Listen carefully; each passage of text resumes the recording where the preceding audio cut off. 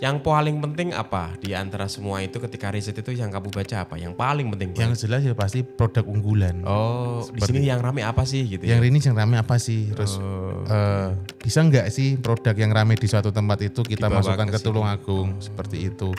Bahasanya trial. Karena apa? Karena kita itu pasti akan terjadi problem-problem di awal. Mungkin nanti entah pelayanan, terkait nanti SOP, anak-anaknya SDM-ku sendiri, jalan apa tidak. Tapi ya alhamdulillah ini beberapa hari terakhir, semingguan terakhir wis menurut Jalan saya ya, wis Mas. oke Mas. Tapi dulu itu banyak komplain Mas terkait terutama pelayanan. Kita coba otak-atik lah HPP-nya biar Biar tetap bisa masuk. Iya, saya tuh juga mikirnya itu gini Mas, enggak usah lah mahal-mahal, tapi kita kejar volume. Seperti itu. Nanti takutnya mahal, memang marginnya gede tapi nanti customer kapok. Iya, iya. Kalau usaha itu kalau bisa kerja keras, terus kalau nggak kerja tuntas nggak bakal bisa ini tadi. Oke. Jadi kerja keras, kerja cerdas, tapi harus tuntas. Oke.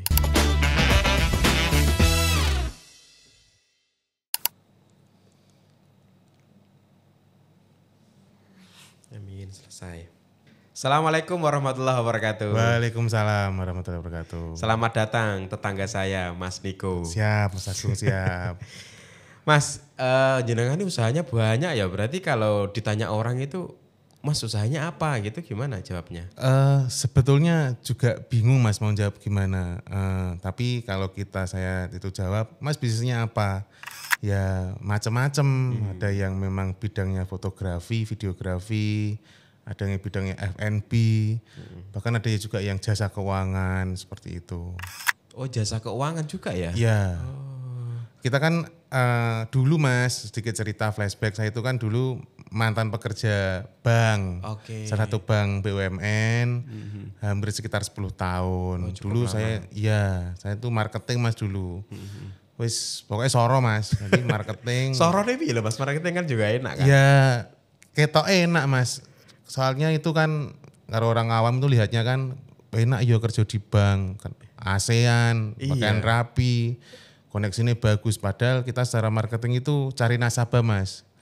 Cari nasabah. Kebetulan dulu saya itu kan marketing kredit. Jadi ya seperti itu yang viral-viral di TikTok itu Mas. Kalau akhir bulan nagih ya dimaki-maki.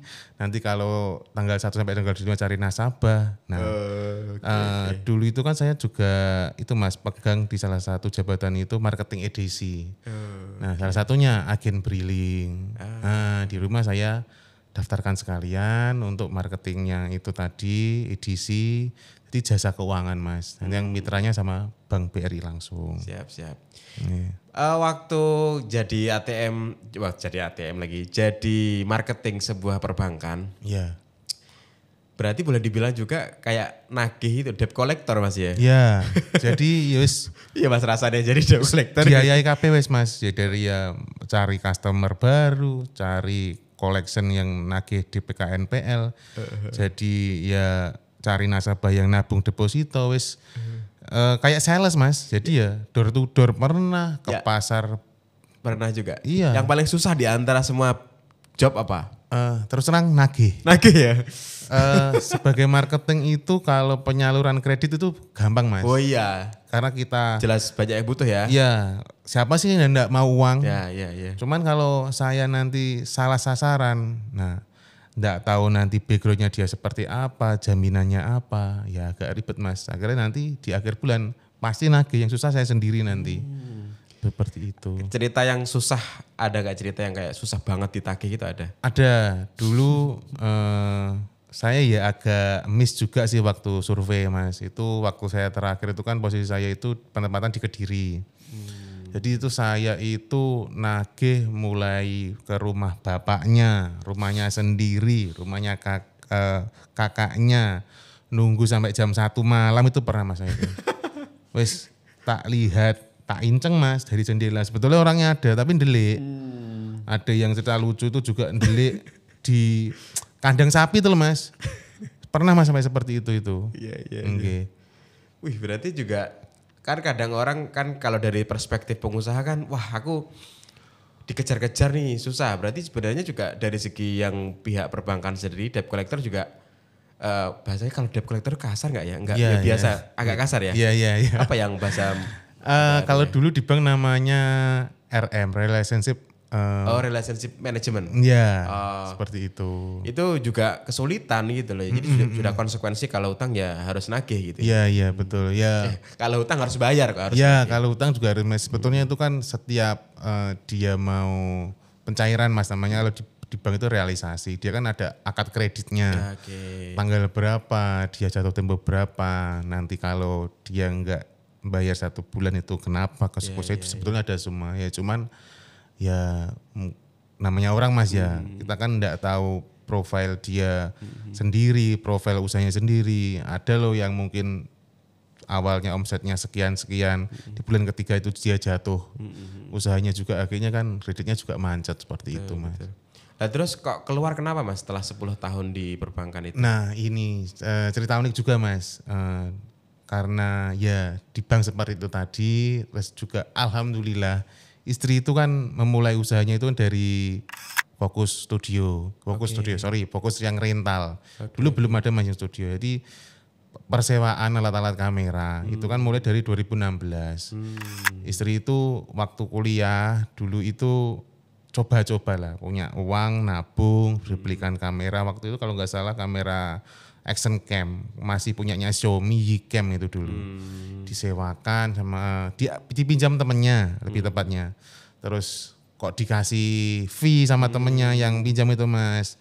Dikelompokno, dibelikan SLR waktu itu kalau nggak salah Canon apa gitu, lupa aku, Mas.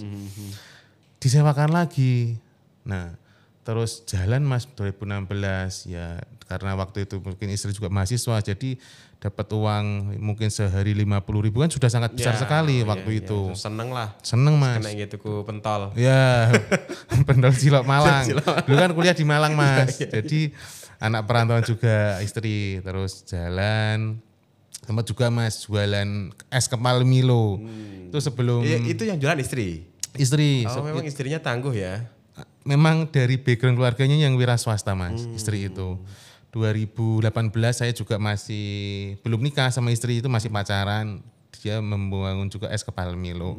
Ya itu, Mas, pagi mulai ngobrok, yes, ndak malu-malu istri saya itu, pekerja tangguh. Nah, suatu ketika saya kerja sebetulnya lebih tepatnya pindah di Kediri. Saya itu 2 tahun terakhir kan sebelum resign itu pindah di Kediri, Mas, 2021. Pindah di Kediri, ya istri mungkin pengen ada tambahan lagi pemasukan, Mas. Coba itu tadi jualan jus, masih rombong, Mas, dulu di depan rumah.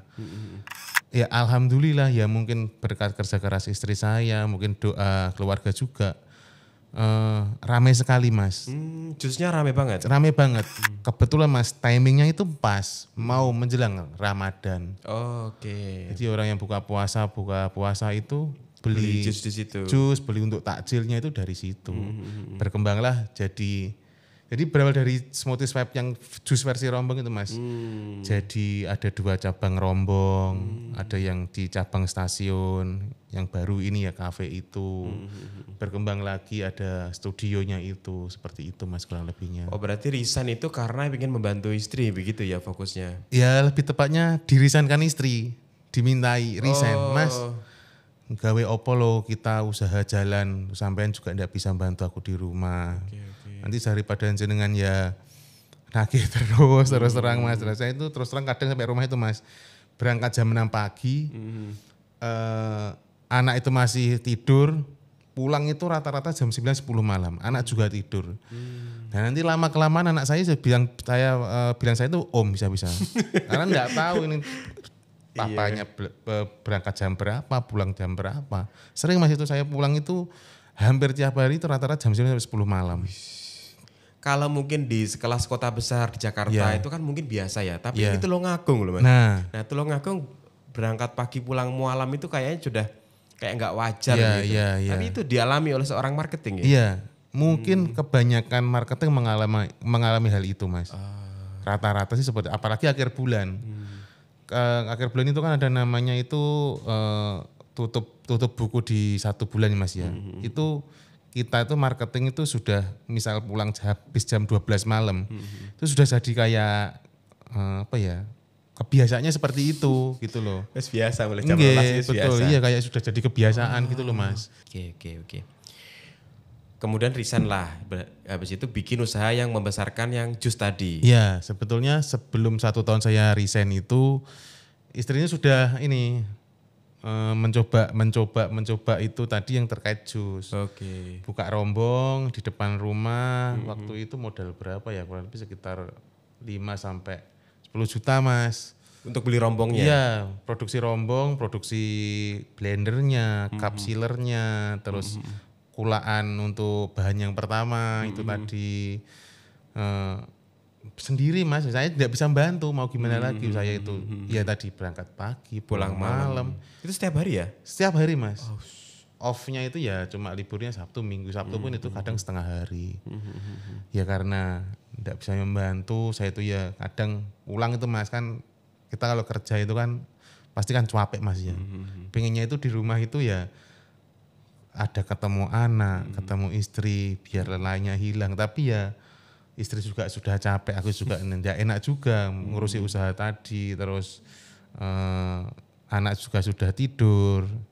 Itu Mas dengan berat pertimbangan sebetulnya ya berat sekali Mas melepaskan kerjaan itu karena sing kulino tanggal 1 bayaran. Nah ini usaha Mas.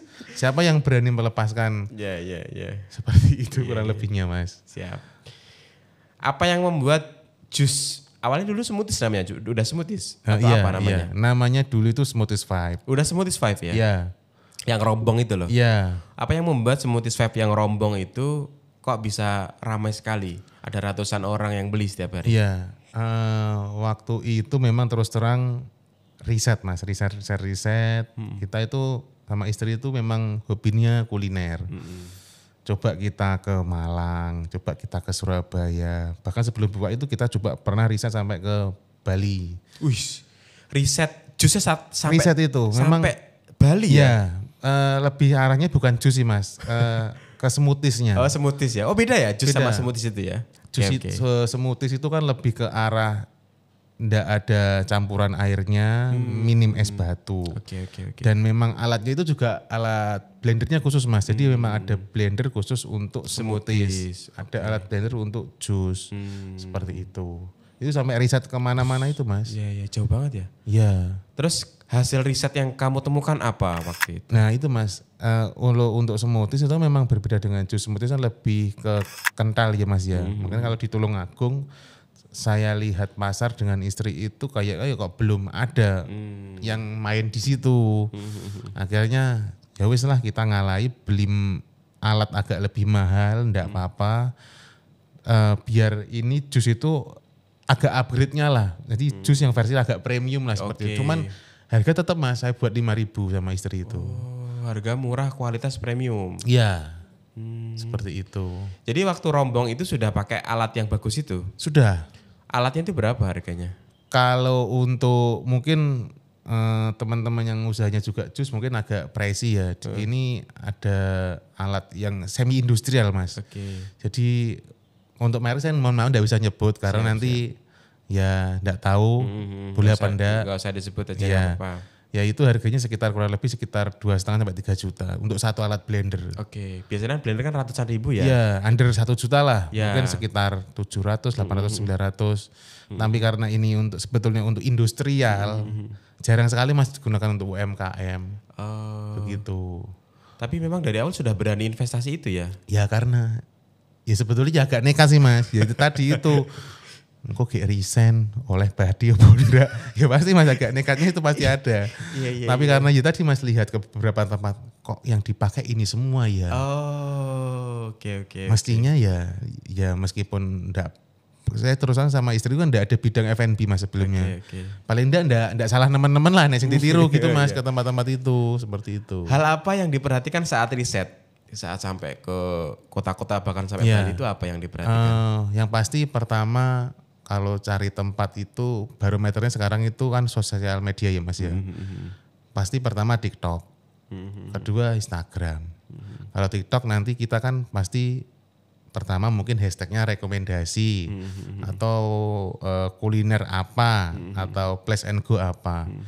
Kita biasanya cari itu 5 rank teratas lah. Kita 5 rank teratas, kita coba kunjungi Mas. Suasananya gimana, menu bestsellernya apa, harga berapa. Semua bisa dipelajari menurut saya sama istri Mas ya. Oh marketnya orang-orangnya profilnya seperti ini. Mohon maaf mungkin banyak yang pakai sepeda motor atau profilnya orang pakai mobil atau mungkin marketnya seperti apa itu bisa kebaca seperti itu Mas. Kebetulan kafe baru buka Mas 2 minggu ini. Oh oke. Dari rombong berarti sekarang buka kafe? Iya sebetulnya lebih ke rombong.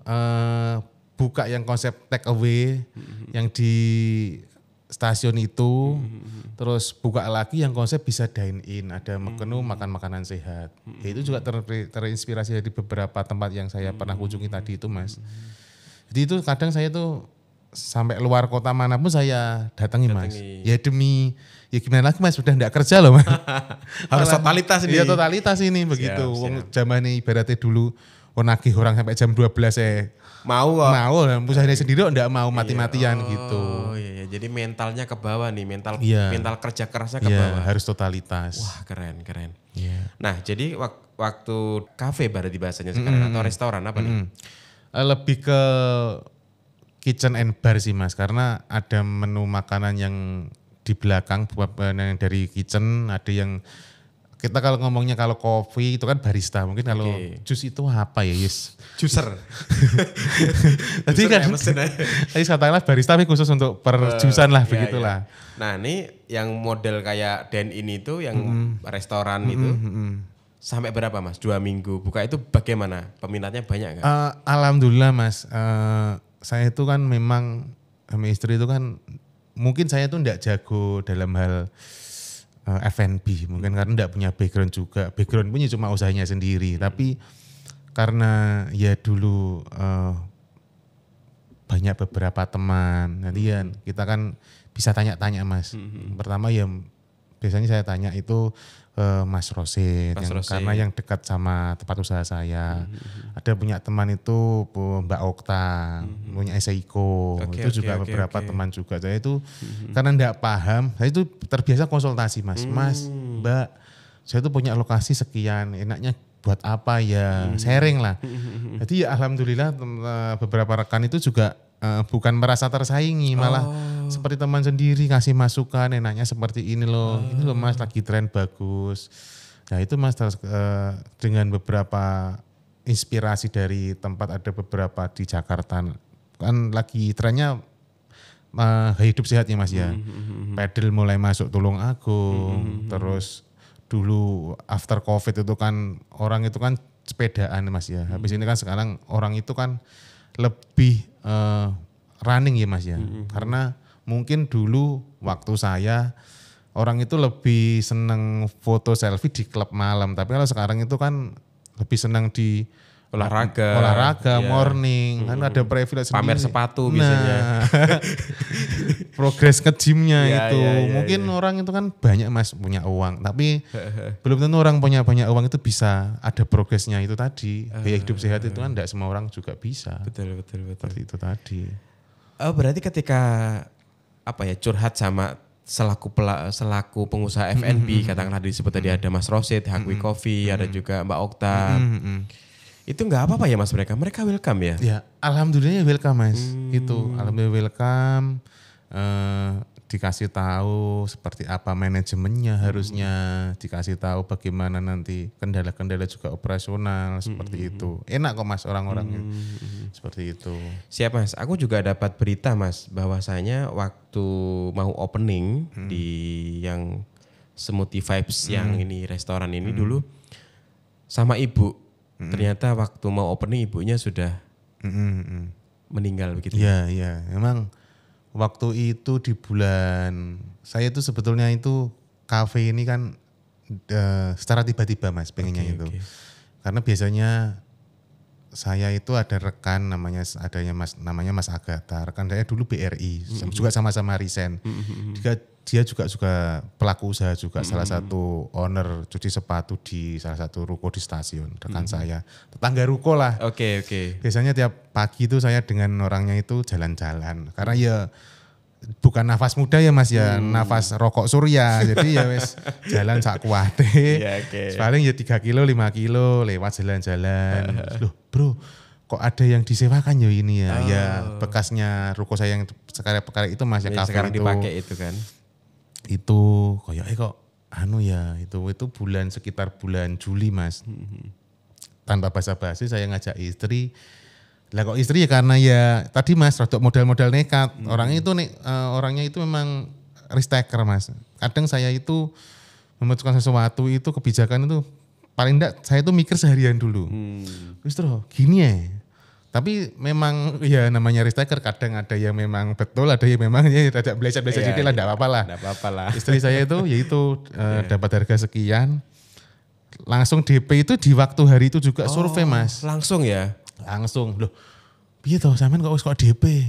Tidak apa-apa selak kehilangan. Selak payu orang lain gitu. Payu orang lain, selak kehilangan momen nanti ter-DP lah ternyata. Itu belum saya Mas konsultasi sama kontraktor, itu belum. Ternyata setelah dikontrak, di DP, ternyata luasnya pemanjang Mas. Belakang itu ada sekitar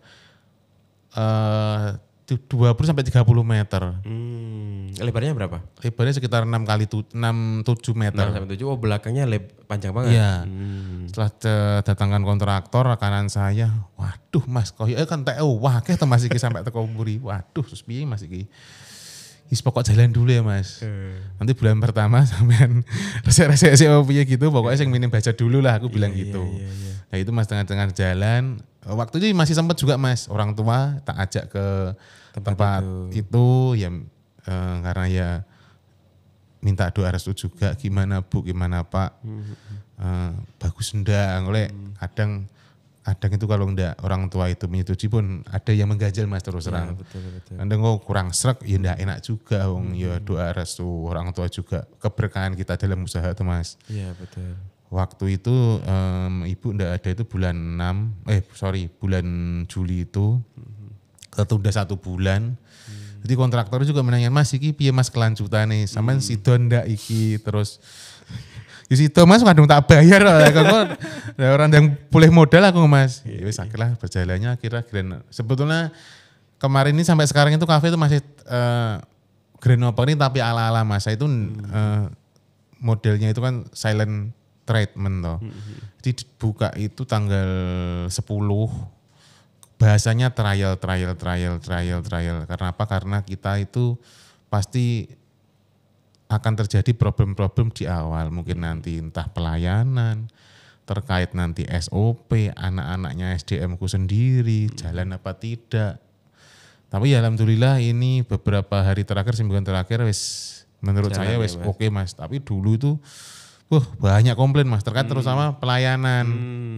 Karena memang ya itu tadi Mas, balik lagi, konsep healthy food kan belum ada di Tulungagung. Ini dibawa ke sini kan memang fresh baru juga. Mungkin kalau secara estetik interior mungkin semuanya sama lah, bisa membuat. Tapi mungkin kalau untuk konsep healthy food kan memang kayaknya tidak banyak atau tempat seperti itu. Antusiasnya sangat banyak sekali Mas. Untuk video TikTok itu diupload pertama itu tembus 128.000. Banyak banget, langsung viral itu. Langsung viral, organik, no influencer. Tidak ada booster via promo TikTok itu kita nggak pakai sama cuma ya pure murni hashtag. Apa yang membuat viral di TikTok itu? Mungkin pertama memang dari strategi editingnya ada mungkin ada rumusnya. Memang ada tim produksi Mas. Aku nggak ngerti rumusnya seperti apa karena dulu ini cerita unik juga Mas karena saya itu nggak mengerti terkait konten kreator Mas bahasanya ya. Saya itu merekrut satu orang dulu juga malang melintang di dunia perkafean, tak ajak ikut kerja aku, alhamdulillah mau. wes Mas aku percaya sampean, karena aku tidak punya backgroundnya konten kreator, tapi nanti sebelum rilis video pasti nanti konsultasi dulu ya Mas, seperti itu.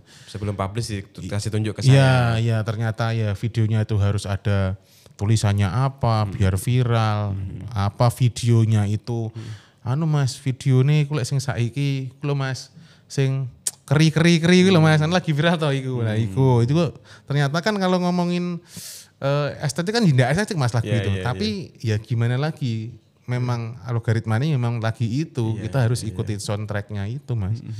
Sampai 128.000 per video itu sekarang itu bisa dicek 40.000, 50.000. Padahal cuma follower berapa Mas? 300.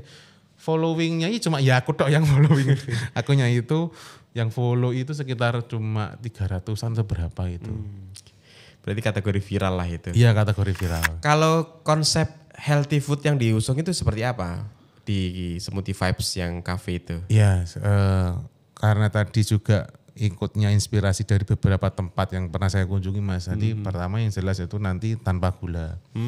Udah ada gulanya? Iya, tanpa gula. Tapi gula di sini itu dalam arti pemanisnya diganti Mas.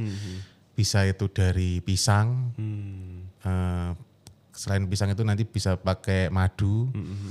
Bisa lagi nanti ada yang orang itu Mas aku maunya enggak pakai madu atau pisang, aku tak bawa stevia sendiri. Di tetes dia biasanya mereknya macam-macam Mas, ada yang Tropicana, ada merek apa dia netes sendirian sudah ini sudah manis. Tapi sebetulnya memang dari buahnya sendiri itu pun juga manis. Udah manis. Iya, seperti itu.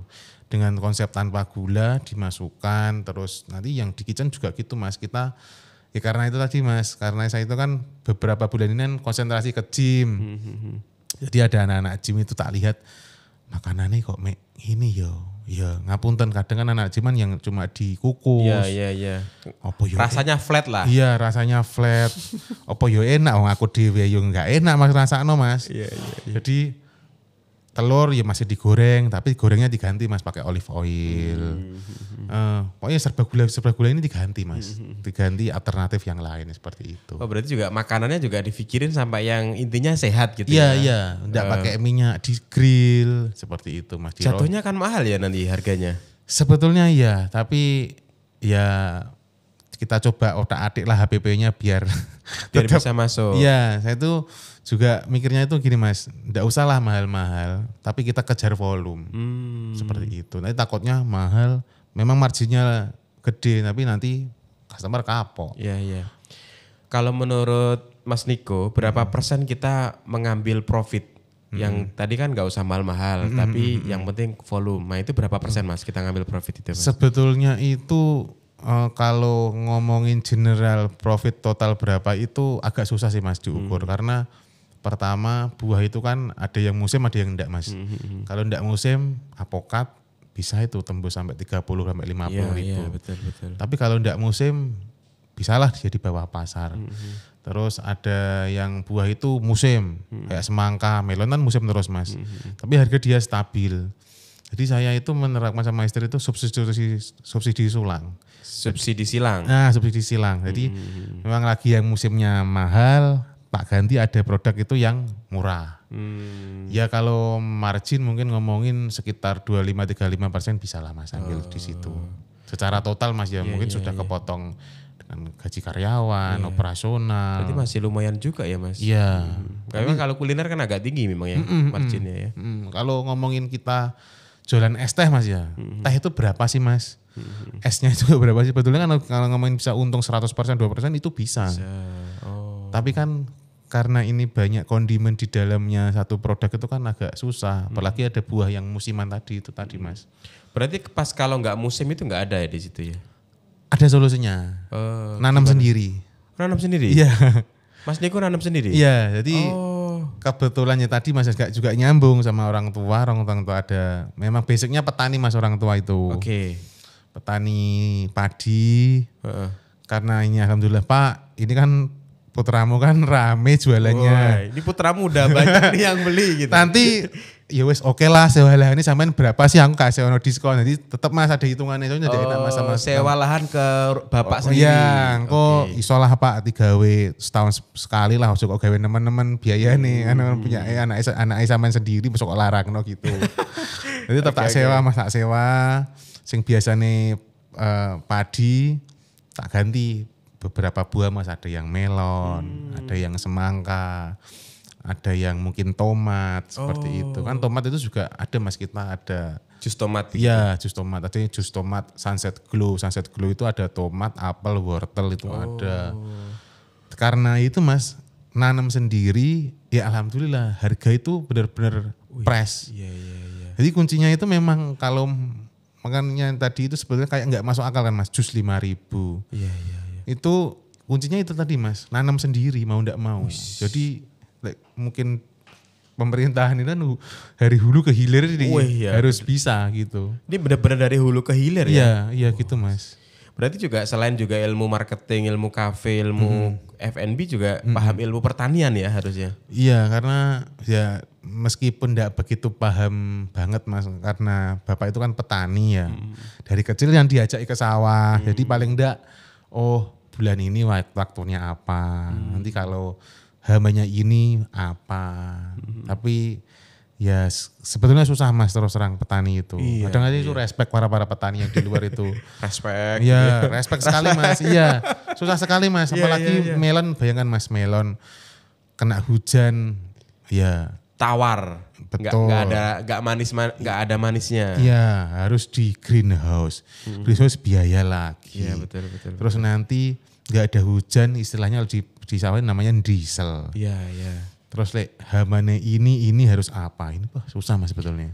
Berarti konsentrasimu apa nggak kebagi Mas di pertanian Mas? Nah, dulu memang kebagi Mas, tapi karena ini balik lagi Mas, saya dengan berbagai banyaknya bidang usaha, saya akhirnya membuat itu manajemen. Oh, gimana itu? Manajemen ini tuh di sini tuh ada nanti yang ngurusi kafe sendiri, ngurusi studio ada sendiri, ada ngurusi stasiun ada sendiri, bahkan yang tadi di Briling kan jasa keuangan itu tak aktifkan sebagai nanti finance-ku.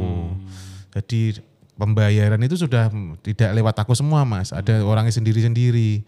Nanti yang di sawah juga ada orangku sendiri, tapi paling enggak aku pernah merajuni ini semua, paling enggak nanti enggak dihapusi lah Mas. Betul. Begitu. Enggak dihapusi atau kalau ada problem bisa diskusi. Nah begitu, jadi kita ada Mas ada kendala gini-gini bisa kasih masukan solvingnya seperti apa, seperti itu Mas. Berarti tim sudah berapa sekarang? Kalau totali semua karyawan Mas, aku ada sekitar 40, kalau yang lepasan dalam arti gini Mas, di rumah itu kan saya itu ada gudang. Sebetulnya gudang ya sama mepet sama rumah. Jadi dari sawah, misal contoh melon itu Mas ya, melon dari sawah, petik, diambil timku sendiri, ada sopir nanti sama karnet lah ngambil dari sawah, dibawa ke gudangku.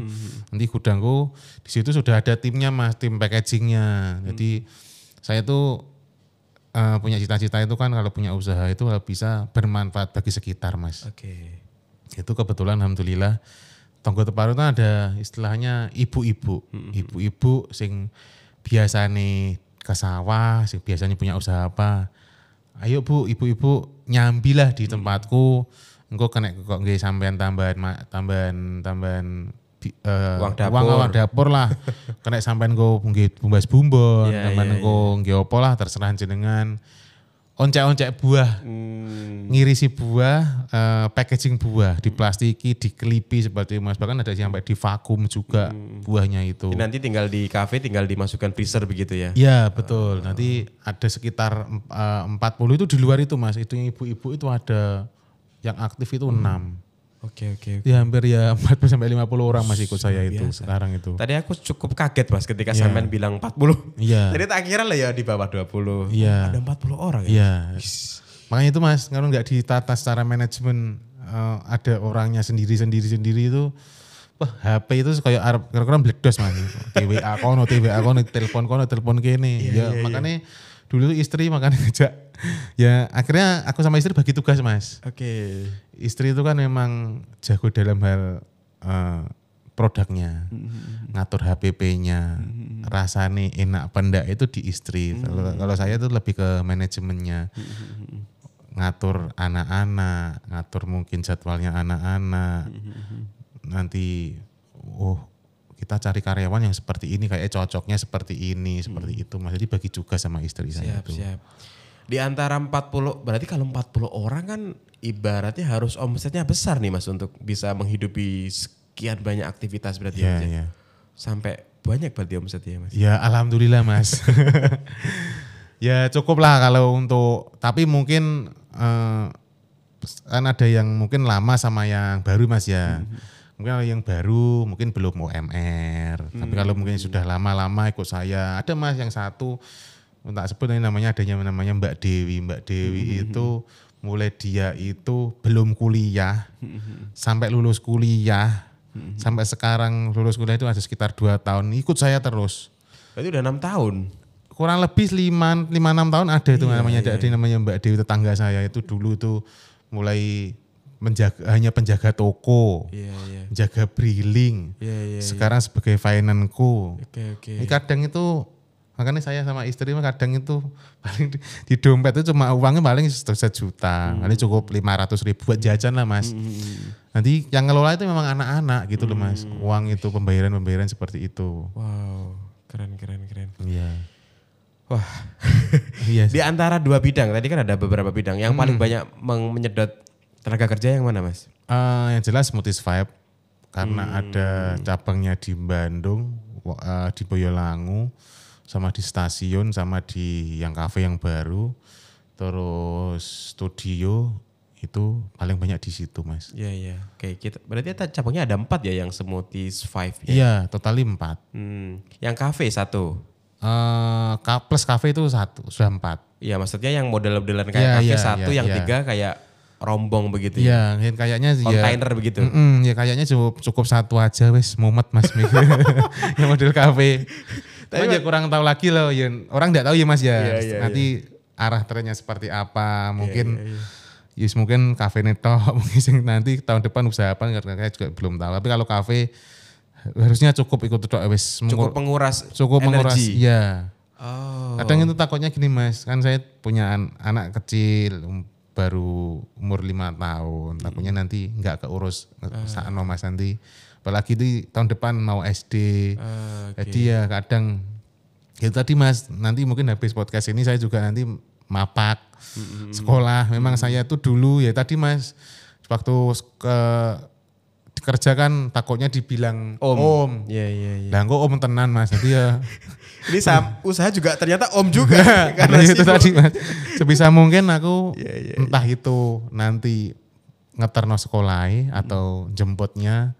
Sebisa mungkin aku adalah buat dia gitu.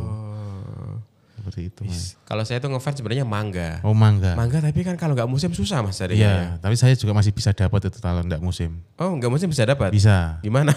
Ya pertama petani itu tadi Mas. Petani sudah saya pesan dulu. Dia kan petani pasti ada kan nanti untuk pas musim dia ada. Kalau enggak musim dia masih Mas apa namanya ya? Ada stok begitu ya? Ada stok pohon yang masih produksi. Oh sebenarnya ada. Ada.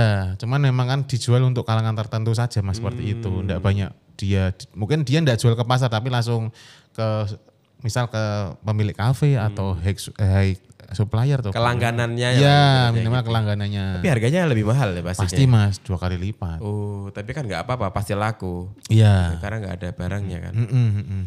Kalau studio Mas masih gimana? Studio alhamdulillah masih jalan, enak. Terus sekarang ini beberapa kali 3 bulan 4 bulan terakhir ini juga buat anak-anak magang Mas. Jadi kita juga menerima beberapa kali anak magang, ada yang dari SMK mana, ada yang perkampusan mana. Kemarin yang kampus itu juga dari UIN juga magang di tempat saya. Tapi memang ada pasang surutnya Mas. Kalau studio fotografi itu kan nanti kalau pas pas puasa kan pasti enggak ada yang moto. Nanti biasanya after lebaran pasti naik. Nanti musim orang kawin apa wedding lah. Itu pasti naik seperti itu. Nanti kalau kemarin kan ada tahun dal itu Mas. Iya. Oh enggak ada nikah. Iya enggak ada nikah ya juga repot begitu. Cuman kan karena di sana juga ada leaderku, manajerku, tadi nanti kan pasti dia cari kerjasama mana begitu. Iya. Seperti itu Mas. Di antara jasa yang paling rame namanya kan Fokus Studio ya. Iya. Yang paling best seller apa? Jasa apa di sana? Foto studio itu kan nanti bisa digunakan macam-macam. Jadi di dalamnya itu kan ada foto box, ada self studionya, ada yang kan 2 lantai Mas. Lantai 2 itu kita buat konsep seperti frame-nya tuh frameless, jadi kayak luas gitu. Nanti berbagai background. Jadi istilahnya kalau di kita itu disewakan studionya, disewakan satu ruangan. Nanti kalau mau konsep apa nanti terserah dia mau konsep untuk mungkin foto grup itu mungkin anak-anak sekolahan. Untuk foto satu kelas itu juga bisa. Untuk nanti foto afternya dia wisuda itu juga bisa. Foto sama keluarganya itu loh Mas. Iya. Kita juga nanti menawarkan jasa juga fotografinya juga. Fotografernya. Oh iya, oke. Nanti biar orang kan pasti nanti kalau belum terbiasa studio kan pasti agak kaku ya Mas ya. Gaya, style. Itu berarti jam-jaman gitu sewanya atau gimana? Iya, jadi per jam? Per jam. Oh. Begitu. Nanti ada yang, jadi kayak gini biasanya itu sudah ini Mas. Orang mau pesan hari ini itu untuk Sabtu, untuk hari Minggu, untuk mungkin. Ini di daerah Bagos ini kan kalau salah? Iya. Yang timur jalan itu? Tepatnya itu di depan Indomaret Bago Mas. Agak utara dikit. Iya. Fokus Studio. Satu cabang aja? Satu cabang aja. Ini kayaknya tepat 1 tahunnya ya. Oktober ini deh ya. Waktu berapa ini saya sampai lupa juga. Kalau F&B sama fotografi Mas, studio, enakan mana? Secara manajemen enakan studio. Oke. Sudah pasti itu Mas. Karena nggak begitu repot produksi ya?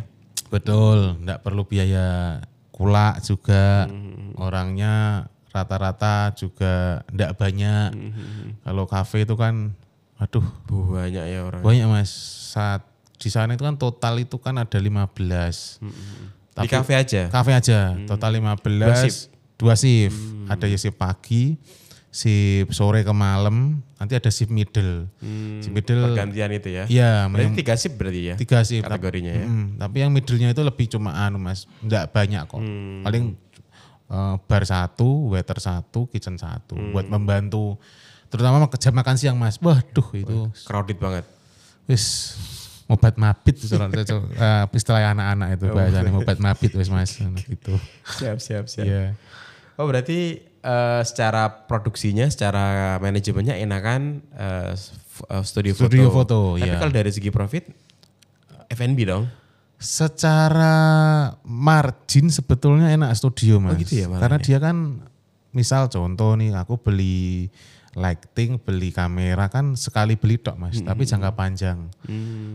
Jadi secara margin pasti lebih untungnya studio. Tapi kalau tadi saya konsepnya kan ngejar volume Mas ya, berapa kali orang kesini bisa repeat terus. Kalau total ya tetap enak kafe Mas. Cuman tipis itu Mas. Gitu. Kalau ya ada kesempatan nih, misal kayak buka cabang di luar kota kan ada foto, ada rombong, ada kafe juga. Tadi kan kalau di F&B pilih kafe kalau mau dibuka di luar kota. Nah sekarang tak compare antara kafe sama studio foto, misal buka di Kediri gitu, pilih mana? Sejujurnya nanti juga kalau dilihat pesaing-pesaing juga sih Mas ya. Kalau Kediri, ya, riset itu tetap ya. Kalau Kediri itu kan sepertinya kan banyak studio foto juga besar-besar Mas. Apalagi mereka itu kalau sudah buka 1 tahun 2 tahun pasti mereka sudah banyak marketnya sendiri. Oke. Kayaknya lebih enak bawa Smoothies Pub ke luar kota karena kita konsepnya itu freshness juga, healthy food, mungkin enggak banyak orang pemainnya di situ juga kayak tadi itu Mas. Bina situ sih. Iya, karena konsep baru itu Mas, belum masih hijau. Ya semoga yang lain juga enggak usah ikut itu. Jangan ikut ya. Susah itu. Iya, biar saya aja. Seperti itu. Semoga makin laris Mas usahanya. Amin Mas Agung, makasih banyak. Closing statement dari Mas Niko. Kalau usaha itu kalau bisa kerja keras, terus kalau nggak kerja tuntas nggak bakal bisa ini nanti. Oke. Jadi kerja keras, kerja cerdas, tapi harus tuntas. Oke. Seperti itu Mas. Gimana itu kerja tuntas itu? Kerja tuntas itu misal saya mungkin sebagai pemilik usaha, misal saya menginstruksikan ke satu karyawan saya, ya pertama harus dikasih instruksi. Sebelum dikasih contoh juga. Ini biar tuntas gimana? Ya harus dikontrol Mas. Dimintai report, diribetin. Sudah apa belum? Sudah Pak, mana fotonya? Itu kok belum, di fotonya itu editan toh. Nah, sekarang serba AI Mas, takutnya seperti itu. Jadi harus benar-benar kerja keras, kerja cerdas, kerja tuntas. Wajib gitu Mas. Wah keren. Bagian apa terakhir jadi Iya, penasaran? siap, Yang siap. masih kok pegang sendiri dia? Kan tadi ada manajernya, ada finance dan sebagainya. Yang masih dipegang sendiri. Jadi pelan-pelan ini aku sama istri tuh Mas, mundur teratur. Oke. Tetap delegasikan ke anak-anak sesuai porsinya masing-masing. Pelan-pelan di belakang layar shadow owner lah. Kadang makan anak-anak stok enek interview atau apa bilang itu usahamu, enggak usah bilang itu dari aku. Memang anak-anak itu pengennya itu karena genset juga sih Mas ya teman-teman itu. Nanti tak belajari tanggung jawab, tak belajari juga mereka mengambil keputusan. Misal salah ya enggak apa-apa, itu kan bagian dari proses keputusanmu. Tapi kalau mereka itu mengambil keputusan, pasti mereka tanggung jawab. Tapi ini nanti keputusannya diambil oleh pemilik usaha, aku yakin mereka pasti ada kata-kata, Mas iku mau nyuruh sampean loh, cuci tangan. Oke. Tapi kalau mereka dibelajari tadi Mas, mengambil keputusan sendiri, misalnya kalau saya tuh tanya itu, ya enaknya gimana, kalau A gini, B gini, menurutmu gimana? Mau A apa mau B, soalnya yang menjalani tugas ini kamu loh bukan aku. Nah, itu hanya support di belakangmu, biasanya seperti itu Mas. Belajar manajemen dari mana? Otodidak. Lihat YouTube atau apa gitu? Sebetulnya ya dari jatuh bangunnya usaha juga sih Mas. Dulu ya sedikit cerita juga. Pernah ditipu juga pernah, diapusi supplier juga pernah, datang buah katanya enak, itu bawah petinya itu bosok kabeh ya pernah. Punya orang kepercayaan, dibawa kabur uang 30-50 juta juga pernah. Pernah Mas semua. Jadi pelajaran hidup menjadi sebuah pelajaran bisnis Ya, untuk kedepannya. Begitu. betul sekali Mas, seperti itu Mas Agung. Keren. Semoga makin bisnisnya makin lancar. Amin, terima kasih Mas Agung. Amin. Teman-teman yang belum datang harus datang ke Cafe Smoothie Vibes. Kalau untuk yang cabang baru nanti bisa kedatang, itu kan perempatan TT 0 km itu ke barat, nanti selatan jalan dekatnya Kembang Api Hasana. Kalau yang stasiun itu stasiun ke utara, nanti timur jalan ada ruko-ruko jus ya punyanya stasiun. Loh, yang baru yang kafe itu yang mana? Yang ya kafe itu yang TT. TT ke barat. Ya. TT ke barat. TT ke barat. Itu? Nanti selatan jalan. Oh, saya kira yang itu tadi yang dekatnya stasiun, bukan ya? Stasiun itu sudah 2 tahun masih Itu kafe juga? Bukan. Itu yang cuma konsepnya dine in. Oh, dine in. Sorry, bukan dine in. Take away, sorry. Take away kayak tapi sudah ruko-ruko begitu. Sudah. Oh ya, satu lagi, saya punya brand baru namanya Steampit. Itu lupa sampai ini. Selatannya Smoothie Swap yang stasiun itu ada. Oh. Nanti dimsum. Oh, dimsum. Oh, waktu kenalan saya emang kenalinnya dimsum sama saya. Saya nggak berani Mas nyebut yang lain nanti karena belum launching. Takutnya nanti abal-abal dimarahi banyak orang nanti Mas. Mantap. Seperti itu. Lupa Steampit, jangan lupa datang teman-teman. Oke. Baru itu juga itu. Nanti kita cantumin semua usahanya di deskripsi. Iya, oke. Orang Tulungagung harus mampir. Siap, wajib itu. Thank you teman-teman sudah menyimak. Sampai jumpa di next episode. Assalamualaikum warahmatullahi wabarakatuh. Waalaikumsalam warahmatullahi wabarakatuh. Iya sampai lupa aku Mas punya dimsum itu sampai enggak dapat belas.